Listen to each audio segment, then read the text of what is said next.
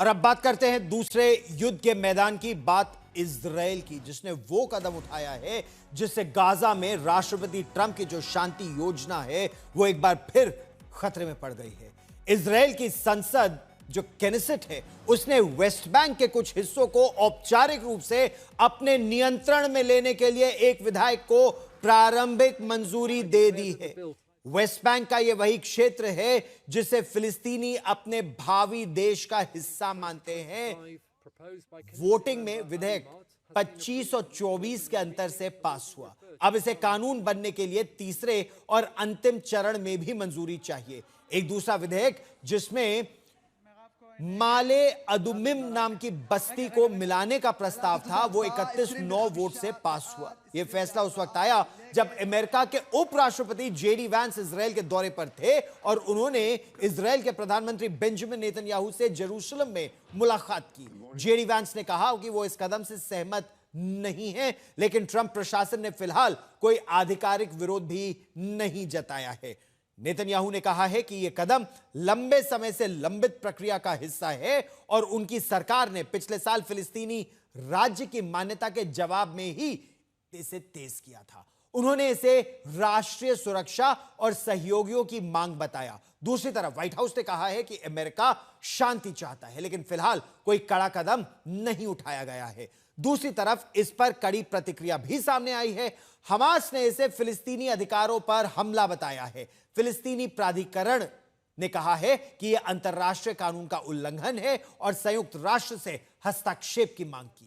यूरोपीय संघ और ब्रिटेन ने चेतावनी दी है कि यह फैसला शांति प्रक्रिया को कमजोर करेगा। असल में यह विधेयक वेस्ट बैंक में बनी यहूदी बस्तियों को कानूनी दर्जा देने की कोशिश है। बेंजामिन नेतन्याहू सरकार का कहना है कि यह राष्ट्रीय सुरक्षा के लिए बेहद आवश्यक है, जबकि आलोचक मानते हैं कि यह दो राष्ट्र समाधान को लगभग असंभव बना देगा। राष्ट्रपति ट्रंप ने कुछ दिनों पहले ही वादा किया था कि इजराइल को वेस्ट बैंक पर कब्जा नहीं करने देंगे। अब आपको दिखाते हैं दरअसल ये वेस्ट बैंक का इलाका है क्या।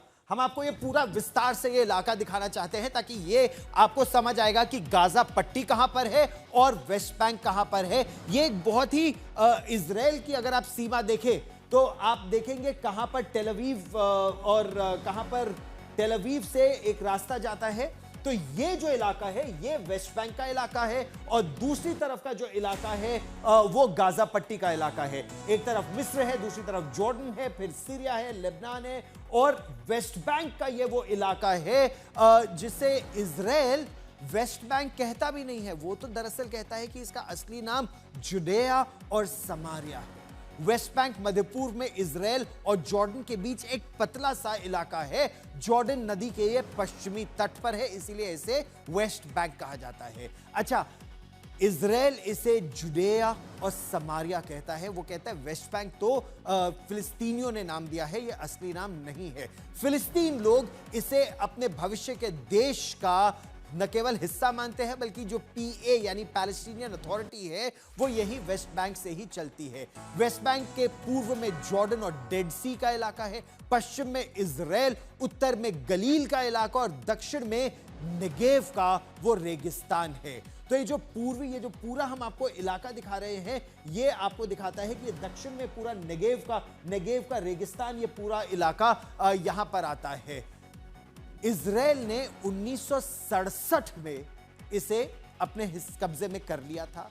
जो पास ही का माले अदुमिम जैसी इजरायली बस्तियां हैं, अब इन इजरायली बस्तियों को वहां पर लीगलाइज करने का इजराइल का प्रयास है। चारों ओर फिलिस्तीन के शहर जैसे रमाला है, हेब्रोन है, बेतलहम है, जेरिको है। राजनीतिक और सुरक्षा इस पूरे क्षेत्र में बहुत ज्यादा इस समय तनाव है। अच्छा, अब हम आपको एक यहां पर और ग्राफिक दिखाने का भी प्रयास करेंगे। वेस्ट बैंक का जो कब्जा है पूरी तरह से इजराइल अब इसे कैसे करेगा और इस पर इसका मतलब क्या है। इजराइल ने इस कब्जे का प्रस्ताव तो पास कर दिया है, लेकिन कई अरब देश इसे अपनी एक रेड लाइन मानते हैं। तो इसका नतीजा क्या होगा हम आपको वो भी बताते हैं। इजराइल में इसे जुडेया और समारिया कह के ये कहने का प्रयास है कि ये जो पूरा इलाका है दरअसल ये तो यहूदियों का इलाका है। 1967 की जंग के बाद इजराइल के नियंत्रण में आ गया था। दुनिया के कई देश अभी भी इसे फिलिस्तीन की राजधानी के रूप में देखते हैं। इस पर कब्जा अंतरराष्ट्रीय कानून के खिलाफ माना जाएगा, यह पीए यानी पैलेस्टीनियन अथॉरिटी का दावा है। इस पर कब्जे के बाद दो देशों वाला जो समाधान है वो लगभग असंभव हो जाएगा। कतर हो, तुर्की हो, जॉर्डन हो, सऊदी अरब, ये सभी देश इस समय बेहद नाराज हैं इस कदम से जो इजराइल ने है। 1967 की जंग के बाद ये इजराइल ने यहां पर कई कॉलोनीज बना दी है। अच्छा, यहां पर भी ना जाने के लिए मैं वेस्ट बैंक से रिपोर्टिंग कर चुका हूं। वेस्ट बैंक जाने के लिए भी इजराइल के एक सुरक्षा घेरे के अंदर से जाना पड़ता है। गाड़ियों को जाने की इजाजत है, लेकिन तनाव के चलते कई बार इजरायली नंबर प्लेट की गाड़ियां वहां नहीं जाती हैं और आप वहां पर एक बार बॉर्डर क्रॉस कर जाते हैं जो चेक पॉइंट, उसके बाद आप वहां की टैक्सी लेते हैं और वहीं की टैक्सी में आप उस इलाके में घूमते हैं। करेंसी बिल्कुल बराबर है, सेम है।